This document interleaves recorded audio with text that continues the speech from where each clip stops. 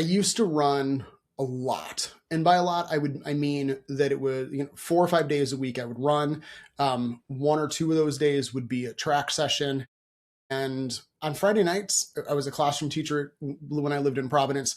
On Friday nights, I'd go to the track. I would do 30 minutes worth of track work. And it was, it's a one to three ratio, one work to three rest. So it was a lot of walking and resting. But then I'd go and like run another 8 or 9 miles around Providence just for giggles. And this was a regular part of my life. No big deal. This is what I did. And then life happened. Moved to Utah, where like strangely ran less moving to Utah because we were doing other things. And then my son was born and COVID happened. So a lot of things just got in the way. And so the short, fast forward, I haven't run regularly for about 6 years. And I decided a month ago that what I wanted to do was start running regularly again. And I went into it humble, but I still got humbled. Like I assumed, hey, I'm going to need to do intervals and I'm going to need to build back up. Holy cow. I was not ready. I was not ready for this. And if you are in the space that you are thinking about getting back into running or starting thinking about running, I want to give you one snippet of information, one idea, one inkling that has paid off for me. And what's really funny is that about 7 years ago, I taught a friend of mine everything I knew about running technique and running form and coaching running. And he's taken it and used it himself and with some of his clients.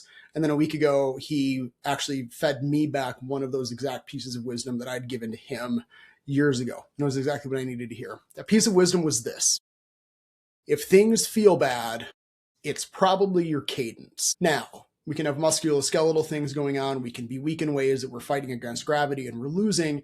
We can have something structural. We can have a stress fracture. There's a lot of things that would be not cadence. However, if you are, me, the message that needed to be heard was really, it's a cadence problem. It is your feet are turning over too slow problem. I was doing my runs and I was sore in my hips. I was sore in my legs.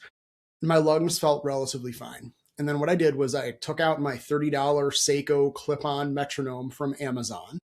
And I've been using these things for 20 years. And I set it to 170 beats per minute. I told my watch I wanted to be at about 170 strides per minute. And then I went for a run. And I ran a minute on and then about a minute off for 20 minutes. So it wasn't a lot of running. It wasn't a lot of volume. My lungs were smoked. So here was the take, but my legs felt fine. So here's the takeaway.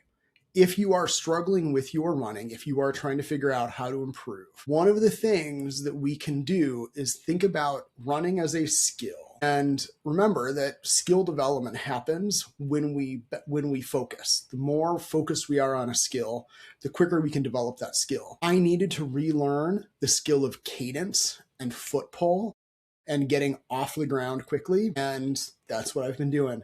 And it's made a night and day difference. Now, again, instead of my legs getting tired, my hip hurting or my low back being sore, what I'm getting is I'm getting heart rate, I'm getting lungs, I'm getting things that I should be getting as I do the aerobic development specific to running as a sport. There's no amount of strength training that can kind of overcome that.